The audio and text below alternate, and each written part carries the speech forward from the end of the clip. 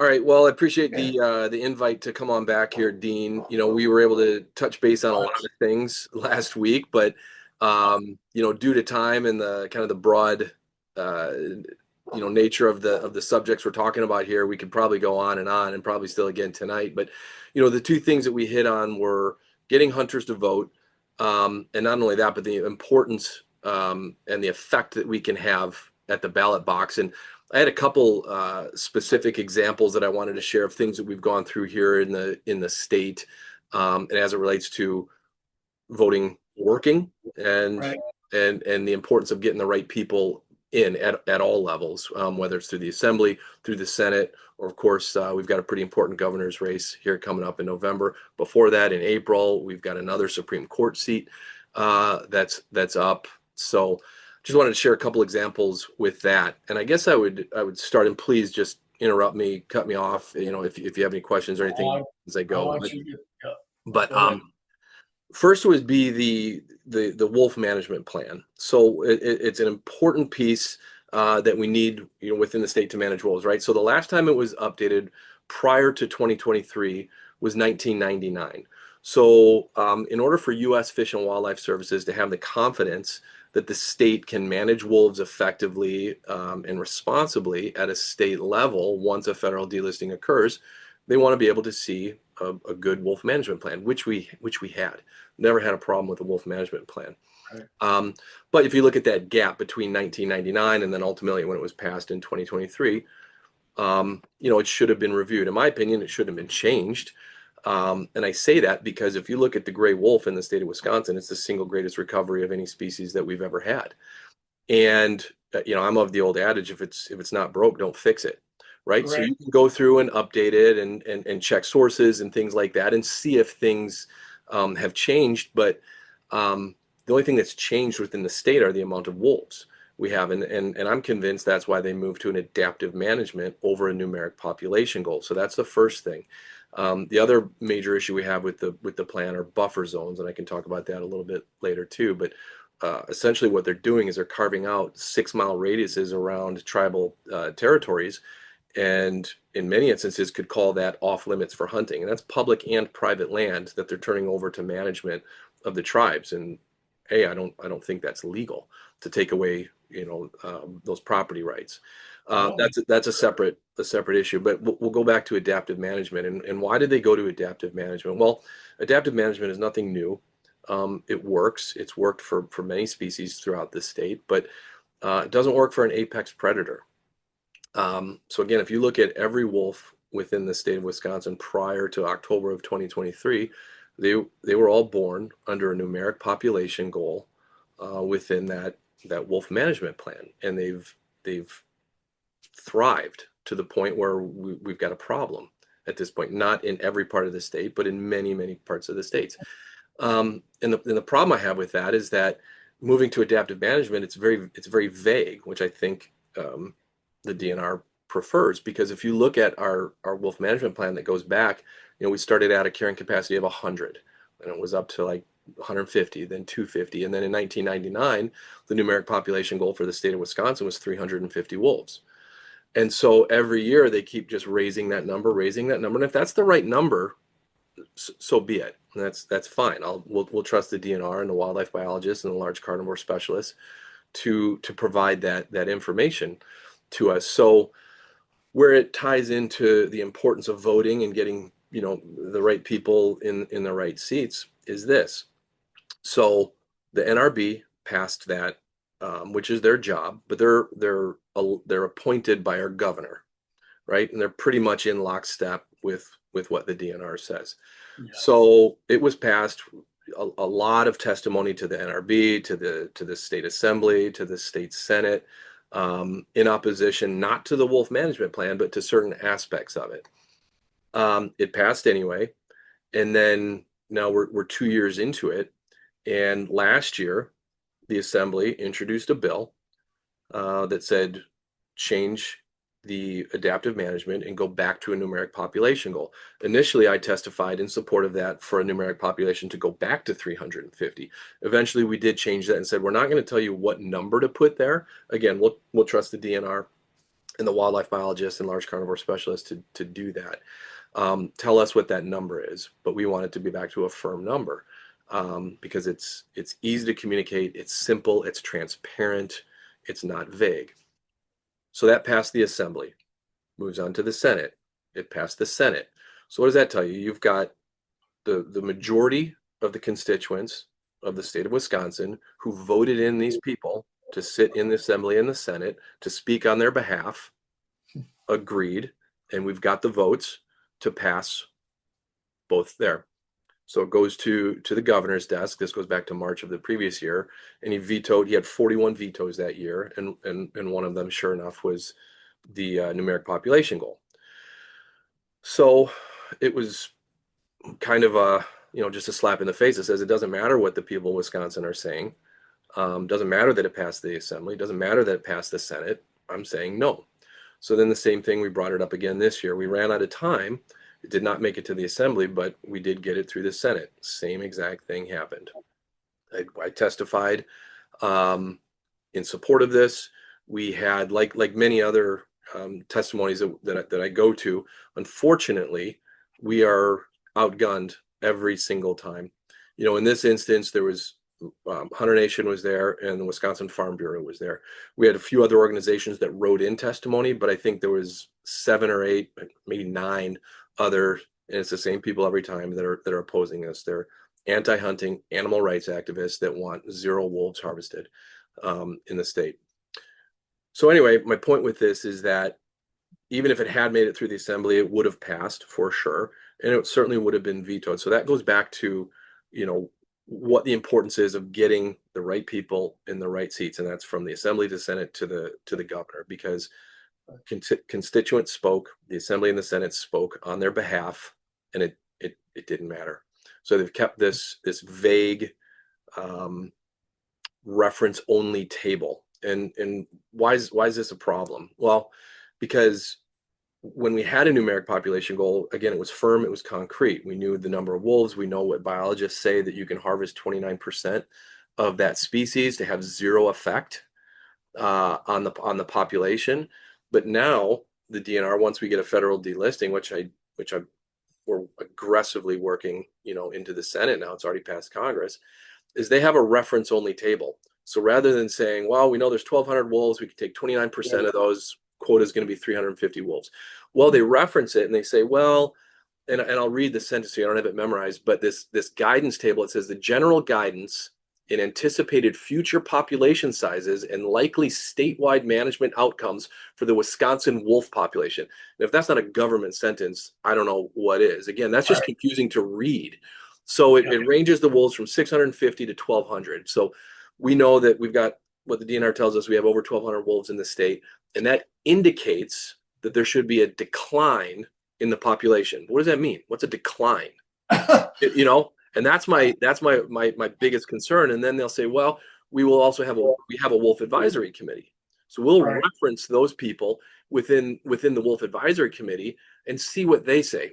I don't know if you've seen the wolf advisory committee, but it's a joke. It's not fair and balanced. You have to live it. You have to be, people, look, you've been in the field a long time, and hunters have been in the field a long time, and farmers been in the field a long time. And you know what I'm saying? There's a lot to this. And the people that live there, that live it, they know what's going on. They see what's going on, and it's quite obvious those wolf numbers that improvement in the last video are up quite high. High. They are, and we don't have very many strong voices on that wolf advisory committee. It's made up of 24 people. 14 of those people there's 8 DNR employees. So there was a total of 14 appointed seats that the DNR, essentially the DNR picked everybody, because you had 10 interviews, but they still selected those people I interviewed. They didn't pick me, which isn't a surprise. But you've got 8 DNR employees, and then you've got 3 other government employees. Then you've got 2 Ojibwa designees, and then 1 from the Conservation Congress, which is a direct advisor to the NRB. So you already have those 14 that are lockstep with the DNR. Then they open it up to 10 interview folks.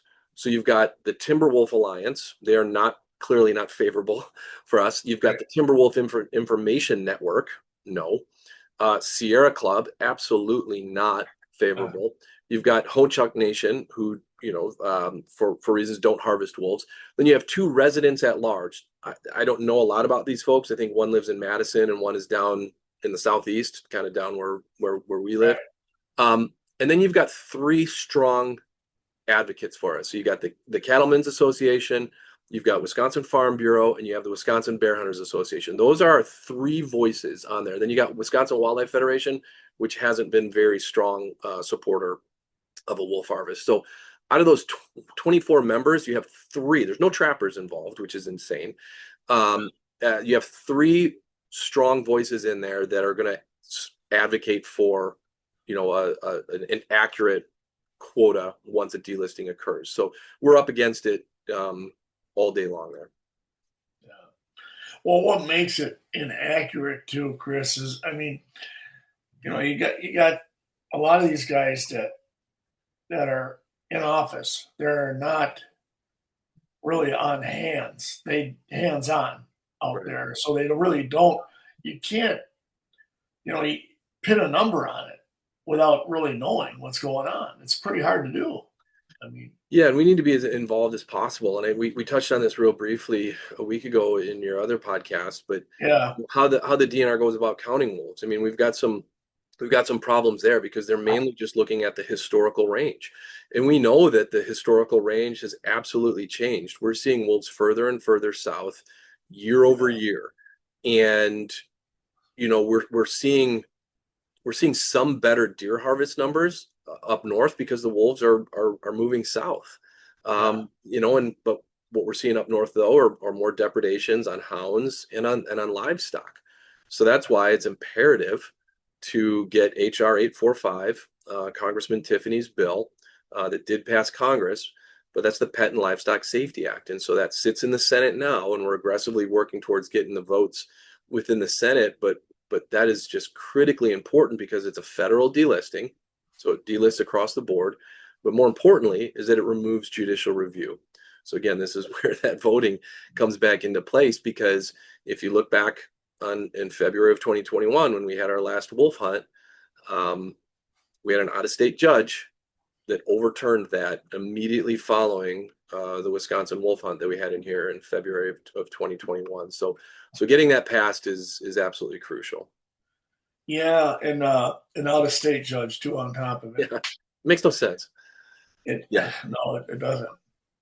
it really doesn't. So, from there and then, again, the other thing with adaptive management and this total wolf management plan is that it cites social science far Right. more than what it should. Our wolf management plan is like 214 pages long, and I did the math on it, and it cites the word social almost 90 times. And Hmm. initially, when I started hearing about this, I thought it was maybe like the social impact of the wolves, or because obviously there's a construct there within the wolf pack, but it was almost in every instance referencing the social impact of society. And when you look at our voting base and you look at Dane County and Milwaukee County and Waukesha County, that's nearly 60% of our population. So what we're doing is working with as many people as possible to get the message out there that says, listen, Hunter Nation and hunters in general. I mean, we're the true conservationists. We're the ones that want to see a balanced ecosystem for all animals, Right. wolves included. In no way have I ever, or Hunter Nation, ever advocated for the elimination of wolves down to zero. And Right. that's the thing. We're always willing to give. Hunters, fishermen, trappers, we always are willing to give. It's the other side. It's the animal rights, anti-hunting groups that they have zero give. Right. No, it's zero. We don't want a single animal harvested. And so that makes no sense. It makes sense in the big picture, and this is a deeper dive. But if you look at what these animal rights activists and anti-hunting folks are doing, is they're trying to protect as many predators as possible. I'm absolutely convinced of this, because then what happens next? You increase the predators, you then start eliminating the deer because they can't do anything with our deer season. It's far too popular. It's far too many dollars. But if these predators start making a serious impact on the number of deer that we have within the state, then they've got something to go to the DNR and the NRB and say, listen, we're losing all of our deer. So rather than take more predators, that's certainly not what they're going to say. They're going to say, hey, we need to not open up, bow season in September. Let's push it to November. Let's take 2 months off that bow season. And instead of a 9-day gun hunt, let's maybe do like Illinois does and change it to a 4-day gun hunt or just 2 weekends.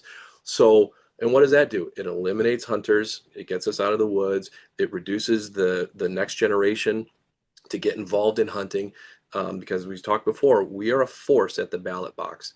And if we're not showing up, more and more of these progressive and liberal policies will be enacted, and we will continue to lose our hunting heritage, as we see in many other states. Look at Illinois, look at Colorado. We can't become, like those two states. Look at Oregon. It's almost laughable, the legislation that they're attempting to pass. And we're strong here, but we're going to have to continue to fight for it. Yeah, for sure. And Chris, there was another message I think you wanted to put out, and that was for the hunters, and we really need to get this video to the hunters. They We get do. out and vote. And you had mentioned Tiffany, and I had posted something on there, and I had some people laugh it down and say, "Oh, he's no good," blah blah blah. Look, I'm not all. The only thing I'm trying to tell them is, you better vote for the right party because we're in trouble. Yeah. As hunters, we're in trouble. Yeah, I agree. And listen, we're never all going to get along, right? I don't agree with my wife all the time. I don't agree with my kids all the time. I don't agree with my priest all the time, even though they're great messages. And that's life. That's human nature to disagree. And I think that's good to have that construct, to have Right, open conversations when you disagree. I don't want to surround myself with just people that only agree with me all the right. time. I don't want to, pigeonhole myself in that sound box of just always yes. So that's important. But that's what, that's part of the problem I think that we have. And Hunter Nation is a conservative organization. We're not going to tell you who to vote for, but we have our values, and our values are God, family, country, our Constitution, our outdoor heritage, our Second Amendment rights, pro-life, and things like that. And so we're going to say, look at the candidates. Look at the candidates that we have for the Wisconsin Supreme Court. Look at the candidates we have for your school board. Look at them for the governor's race. Yeah, If you ask me personally, I'll tell you who I think best suits those values. Do I agree with everything? Of course not. right. Absolutely. And that's how we work through these types of things. But I think if you look at who best represents us, me, the outdoor community, I think one of those candidates sticks out far more, and it's the candidate that's at the head of a federal delisting. Again, Yeah, we support the policy that Congressman Tiffany put out, HR 845. right. So, yeah, when you go back to that, and then so the other point that we had talked about is with our Natural Resources Board. So back it was in February, we had a group of folks, and it's the same anti-hunting animal rights activists that are now trying to push an emergency making rule through the NRB. That's a lot easier than going through the legislature, because you've got to, it's got to be in session, and you've got to get the votes through the assembly, and you got to get the votes through the Senate, and if it passes or doesn't pass, and then if it does pass, you have to get it to the governor. So it takes a year to get these things going. Well, if you go to the NRB, there's 7 board members, right? So if you get four of them in Yeah, favor, and these NRB board members are all appointed, they're not elected officials. So they can make an emergency making rule, and that would be in play until the DNR adopts it as a permanent rulemaking, right? yeah, So at this point, what they call killing contests, um, I believe I haven't seen an agenda. They don't. There's not a meeting in March, but they're having the NRB will have a meeting in April. I don't know if it will be on there, but they're pushing for a vote on an emergency rulemaking to ban what they call killing contests, and that's just a term that can get headlines. It's like when we have a successful wolf hunt, they call it a slaughter, or uh, they'll say that we wiped out 30% of the population. Well, that's what was supposed to happen. But when yeah. you try to turn it in something that sounds negative, a killing contest, of course, the media is going to pick up on that, and they're going to run with it, not in a positive way. But Right. coyotes are completely different. I mean, they're very adaptable. They live literally in every state we have here, excluding Hawaii, I think. They're in downtown Chicago. They're in New York City. I mean, they're very adaptable, resilient. animal. And that's why most states, Wisconsin included, we don't have limits on them. You can hunt them with hounds. You can use thermals. You can hunt them at Right. night. Well, there's a reason for that. But they bring out these statistics, but they need to be called out on them, and that's where I've got a call to action for your followers and for all our followers and anyone that visits your website or they go to hunternation.org. They can follow up on that. Um, but we need to speak out because there's no science based on them attempting to ban this. It goes back to they just want to eliminate as many species as possible for us to be able to hunt and harvest. And so they'll cite a specific one specific statistic that a coyote is killed every minute of every day for a year. And so that makes you think for a second. But I looked into it. All right, well, there's a little over 500,000. I'm sorry, not every second, every minute. There's 500,000 minutes or plus Oh, per year. It's 500,000 coyotes. You know how many we have in the United States of America? Somewhere between oh, 3 and 5 million. So yeah. we're talking about anywhere from 10 to 17% of a population. And I talked to a wildlife biologist, and so where I referenced that wolves can sustain a 29% harvest without any impact on their population, coyotes can be 50% or more. So if anything, what these people are calling out, if you really want to look at the science, is that we should be doing more of these. So Yeah. you're talking about eliminating 10% or 17% of a population that can sustain a 50% reduction with nothing. Yeah. So it's not even measurable what we do as No. hunters as it relates to coyotes as far as population goes. Now, where it's measurable is in fawn depredations, right? In the spring, they're going to eat a ton of fawns, and then also the stress it causes on pregnant does. If they're constantly being harassed and chased by coyotes, you're going to see more stillbirths and things like that. So, uh, Yeah. again, the science does not back up what they want to do. It has nothing to do with conservation and everything to do with getting hunters out of the equation. Yeah. That's pretty sad. Yeah. That's, and the thing is that they might be looking at us like, well, they're just talking because they're hunters. No, we're trying to stress a point across and what is happening out there. Yeah. And it's going to cause more problems.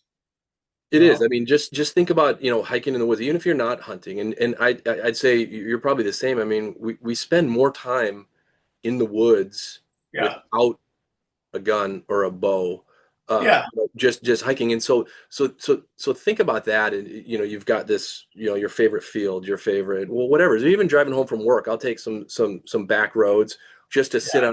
on a cut cornfield in the fall, just to see where's that, or even in the soybeans, before they come up, and you can see the deer coming through neck high. But when you have these predators, you don't see that. Or when my kids were younger, we would go sit out in the deer blind.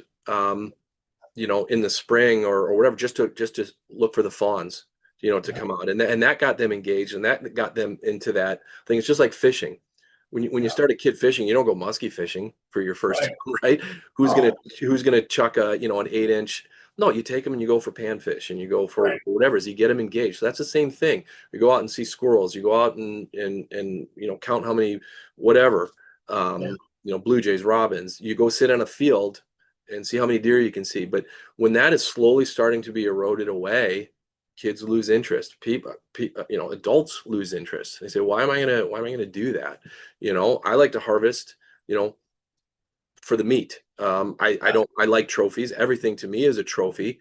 Um, Right.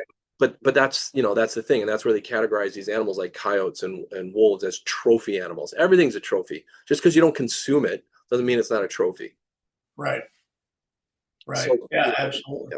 yeah. And that's where it goes back into where we need to keep control of what we have, and that is, it's so easy to do that. It's much easier to do that through the legislature than through the court system. A lot cheaper to do it that way too. But again, it Right. doesn't always work, because there's steps in place where we need to get the right people in the right seats as many times as possible.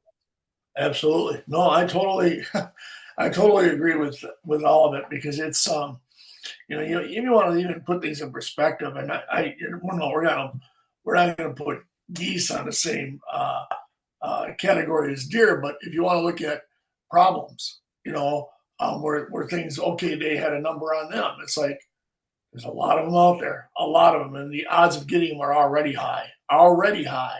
You know, I mean, if they were to look back at all the deer that were, and I know they worried about deer and car collisions, so some, maybe uh, now maybe they're thinking, well, this could be a way to kind of stop hunting because it's true, but by letting these wolves increase, that problem's going to get out of hand too. I mean, there's already been problems. I'll take Southern Illinois with a coyote story I heard. This coyote was literally chasing this lady to get the dogs out of her arms, puppies. She was yelling and screaming in the neighborhood. And how I know about it was the people I know were telling us about it. They said we had to look out to see what she was yelling and screaming about. The coyotes were trying to get the dog out of her arms. It's like, they're just people are going to have to understand, I mean, it's cruel. Hey, watch a deer being ate alive. That's pretty cruel too. Yeah, it's horrible. I mean, certainly we know this as hunters. I mean, harvesting a deer is likely the most humane way that that animal, Yeah. will go down compared to starving to death, compared Oh, to being eaten alive, oh, compared to a black bear, taking a fawn right away. So, yeah, I agree with you. I mean, there's no better conservationists in the world than hunters and trappers. We're here for all yeah. species. We're not doing one that's just specific over the other, because we know what that effect is, and we know that there has to be Right. balance. And right now, there's absolutely not balance, as it relates to the predator prey No, situation, no. specifically wolves. I mean, we're doing a good job on coyotes, and um, but if these coyote contests or these killing contests go away, they'll absolutely also have an impact. Yeah. Yeah. They sure will. And it's too bad. They'll find out, but let's hope that that they'll work with us and Well, look that's at where it we need the through support. Yeah, another state. that's where we need the support. Again, go to hunternation.org. You've got it up on your Yep. websites as well, as far as how to stay engaged and stay involved when we have public testimony, whether it's through the NRB, through the Senate, through the Assembly. In many instances, we'll provide you with the documentation. I always encourage you to do your own research, and if you support it, Right. follow along. We will be there and help you out with that. But that's what my responsibility is as a state director for Hunter Nation here in Wisconsin, is to just ensure that these are at the forefront, so we know what the impact is of all these legislation, to try to stay ahead of it. But more importantly, is to get that support. We need to be a voice. We're clearly a strong voice. We showed up in the ballot boxes in 2024. We were able to flip this state, because our voices were heard. So again, when it comes down to things like this, we absolutely need as much support as possible, through all levels. And we could. I'm going to talk to you when you. No, I won't probably be seeing you till right around April, the first week of Yeah, April or something. So we'll definitely have a discussion. And I think we need to really push things along here as hard as we can. I agree. So, I agree. Yeah, and um, I'll keep you in the but loop. yeah, We've got some events coming up. Love to have your followers, attend these events. We're going to have a big event this summer in July we're working on. So, yeah, kind of stay tuned again on your website, on hunternation.org, all social media channels. But we'll be very right. actively engaged, and I appreciate your support and your voice, and having me on here again. Oh, absolutely. And let's, yeah, you and I are going to talk. Sounds good. Well, I appreciate it. You take care. All right. Thanks, Dean. Have a great one. All right. Take care. Bye.